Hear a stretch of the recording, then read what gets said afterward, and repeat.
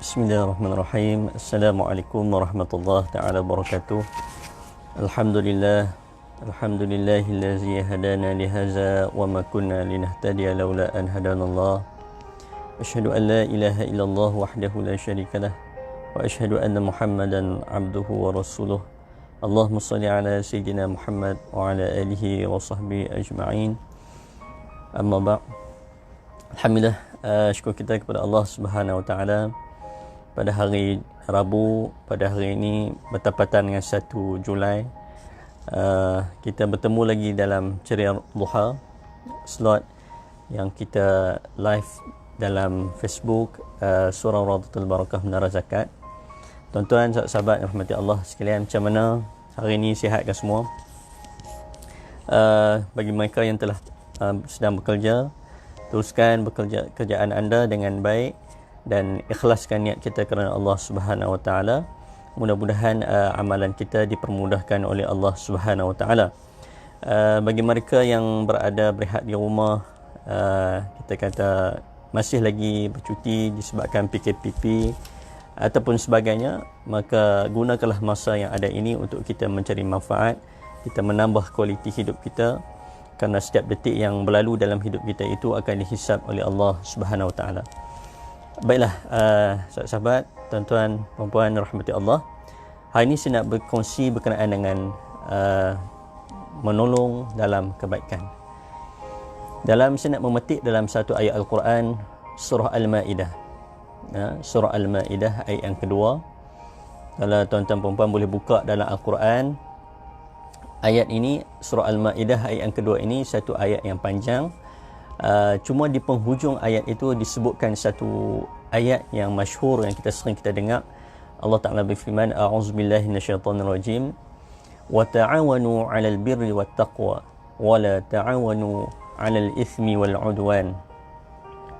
Ayat ini kita sering dengar dalam ceramah, di dalam khutbah dan sebagainya. Jadi apakah signifikan ataupun apakah kepentingan ayat yang kita bacakan ini dalam kehidupan kita? Allah Ta'ala menyebut dalam ayat ini, tuan-tuan, sahabat-sahabat sekalian, wa ta'awanu, sebagai satu guideline, sebagai satu pegangan yang kita pegang, iaitu ialah dan saling membantulah kamu. At-ta'awun mengambil perkataan daripada ana, maksudnya bantu. Ta'awana saling bantu-membantu. Bagi mereka yang belajar bahasa Arab, maksudnya ini atas wazan kita kata saling, ta'awun, saling tolong-menolong. Dan bantu-membantulah kamu dalam kebaikan, al-birri wat taqwa, dan ketakwaan. Seperti mana kata ulama, yang dimaksudkan al-birri iaitulah kebaikan yang mana manfaatnya di dunia. Kebaikan itu tertakluk kepada kebaikan di dunia. Adapun at-taqwa iaitu kebaikan yang berkait dengan hari akhirat, yaumul akhirah. Baik, maksud kata di dalam ayat ini memberikan satu tanda bagi kita, bagi orang yang beriman, bahawa sesungguhnya antara tanda-tanda bagi mereka yang beriman ialah mereka saling bantu-membantu dalam kebaikan, sama ada kebaikan di dunia maupun di akhirat. Maka at-ta'awun ini memberikan satu kita makna yang jelas, makna yang besar, iaitu kita sebagai orang beriman, kita kena lihat dalam diri kita, adakah kita saling bantu-membantu dalam kebaikan. Di dalam tafsir Al-Qutubi ada menyebut dalam ayat ini bahawa dimaksudkan at-ta'awun 'alal birri wat taqwa ini adalah kita saling ta'awun ba'dukum ba'dha wa tahassu 'ala amrillah, dan kita saling kita memberi peringat atas suruhan Allah. Maksud kata, kita tolong menolong ini bukan semata di sudut material. Ada disebut qawlan wa fi'lan. Kita membantu di sudut percakapan, di sudut perbuatan. Maksud kata, kita nak membantu, kita bantu saudara kita.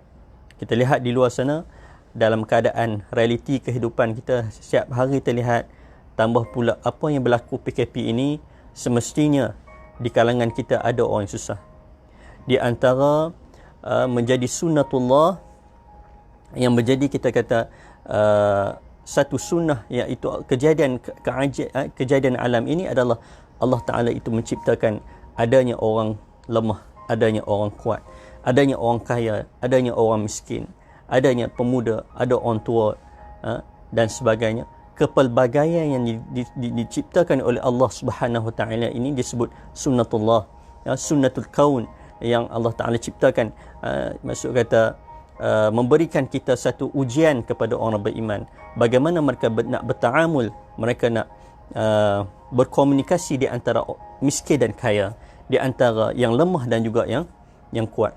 Hakikatnya setiap apa nikmat yang Allah Ta'ala berikan kepada kita ini, itu adalah daripada Allah dan dia adalah ujian kepada kita. Jadi bagi kita yang beriman kepada Allah Subhanahu Wa Ta'ala, mestilah berpegang dengan ayat ini, wa ta'awanu 'alal birri wat taqwa, dan tolong menolonglah. Sebab apa? Di dalam ayat yang Allah Ta'ala sebut, innamal mu'minuna ikhwah fa aslihu baina akhawaykum, sesungguhnya orang beriman itu bersaudara. Maka tidak kiralah kita ini tua, kita ini muda, kita handsome ke, kita kurang handsome ke, anggapan kita lah kan. Kita duk rasa kita handsome, tapi padahal orang nampak kita tak biasa handsome pun, tak mana pun kan. Tapi maksud kata, tak kiralah kita ini macam mana pun, kita kena ingat kita ni adalah ciptaan Allah, yang mana setiap ciptaan itu, setiap nikmat itu adalah ujian, dan di antara tanggungjawab kita adalah kita membantu saudara kita, qaulan wa fi'lan. Sama ada kita membantu dalam hadis yang lain, antara bentuk kita membantu sama ada kita memberi nasihat, dalam ayat yang saya sebut tadi, fa aslihu baina akhawaykum, kalau kita lihat di antara dua saudara kita yang sedang berkelahi, bergaduh antara satu sama lain, yang mana realiti dalam kehidupan kita tengok kan, bahkan di dunia kita tak dapat lihat, tidak ada negara Islam yang benar-benar bersatu padu. Kita boleh lihat contoh di negara-negara Arab contohlah. Negara-negara Arab yang ada sekarang ini, Saudi, Jordan, Mesir dan sebagainya. Kerana apa Islam itu dinahak lemah, walaupun pada saat dan ketika ini manusia di seluruh dunia, yang mana umat Islamnya terdapat hampir 2 trilion 2 trilion manusia di seluruh dunia ini adalah orang beragama Islam, tetapi tidak kuat. Kita ambil contoh di negara Arab contoh, cukup nak menunjukkan kerana apa mereka tidak kuat, kerana apa kita tidak kuat. Di antaranya adalah kita tidak bersatu padu dalam kebaikan. Baik. Jadi kita lebih melihat kepada masalah bila mana umat Islam ini tidak bersatu padu, disebabkan kerana kelemahan yang ada pada diri mereka, kerana mereka itu dikuasai oleh hawa nafsu, dikuasai oleh penyakit dinamakan oleh Nabi SAW al-wahan, penyakit wahan.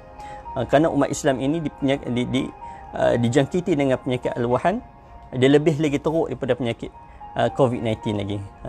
Kalau COVID-19 telah membunuh, kita kata ratusan ribu, 200, 300 ribu orang, maka tetapi al-wahan ini, sabda Nabi SAW, adalah penyakit yang sangat bahaya, yang mana telah menyebabkan berjuta-juta manusia itu mati dalam keadaan tidak, kita kata tidak sepatutnya. Maksudnya disebabkan cinta dunia ini, ada manusia sanggup memisahkan hubungan dengan keluarganya. Kerana cinta dunia, ada orang sanggup menjadikan adik-beradik saudara dirinya, saudara mara dia, sebagai tempat untuk dia melepaskan hawa nafsu, melepas kemarahan dia dan sebagainya. Maka kita lihat bercerai-berailah keluarga, bercerai-berailah masyarakat kita. Akhirnya umat Islam itu ditindas di segi ekonominya, di segi sudut sosialnya, ditindas di sudut politiknya. Disebabkan apa? Kerana mereka tidak berpegang dengan ayat Al-Quran, dan seperti mana Allah Ta'ala sebut, wa ta'awanu 'alal birri wat taqwa. Dalam hadis yang lain, Nabi SAW menyebut, a'in akhaka zaliman wa mazluman, bantulah saudara kamu sama ada ia di dalam keadaan dia dizalimi ataupun dia melakukan kezaliman. Maka para sahabat, dalam ayat ini, dalam kata-kata Nabi SAW, atau kama qala, hai para sahabat rasa heran, ya Rasulullah, kami memahami bahawa jika sekiranya seorang itu dizalimi, maka wajiblah kami bantu, sebab dia kena zalim, dia kena dianiayai oleh orang yang zalim. Tapi macam mana pula orang yang zalim? Macam mana kami nak bantu dia? Maka Rasulullah kata, maka bantulah orang yang melakukan kezaliman ini dengan cara kamu memberikan nasihat kepada dia, yang kamu islah, memberikan panduan kepadanya kepada jalan yang benar. Maka dalam hadis ini juga memberikan kita makna yang cukup luas.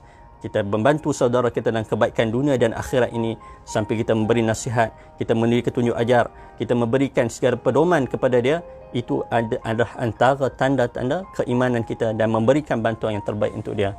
Seperti mana kita kata hadis yang lain, ad-dalu ala khair kafa'ilih, orang yang menunjukkan kepada kebaikan itu umpama orang yang melaksanakannya. Bahawa pahala bagi mereka yang melakukan sesuatu kebaikan itu akan dapat juga kepada tok-tok guru mereka yang dulu tok-tok guru kita dulu yang duk ajak kita untuk kita semayang, mak ayah kita yang ajak kita baca Quran dan sebagainya, mereka pun dapat pahala atas tunjuk ajar mereka.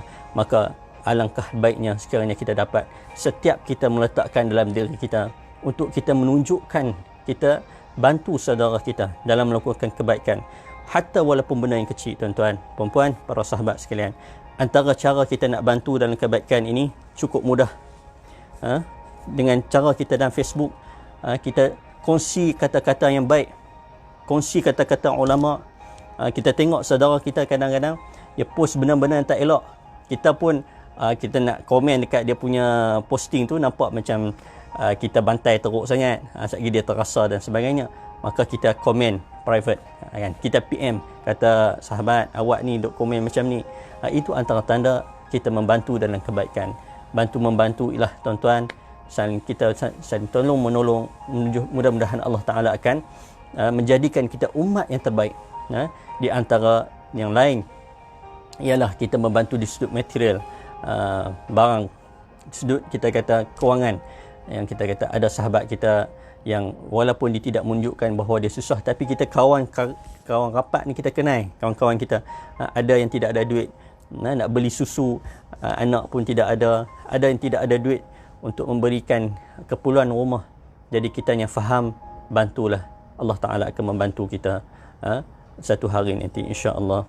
Sekadar itu perkongsian saya pada pagi ini berkenaan dengan menolong dan kebaikan dalam surah Al-Maidah ayat yang kedua, wa ta'awanu 'alal birri wat taqwa wa la ta'awanu 'alal itsmi wal 'udwan. Mudah-mudahan kita diberkati, kita mendapat kebahagiaan, keceriaan setiap hari kita dengan berkat kita melaksanakan apa yang diperintahkan dan kita menjauhi segala larangan Allah Subhanahu wa taala dan baginda Nabi sallallahu alaihi wasallam. Aku liqauli hadza, mudah-mudahan kita bertemu lagi.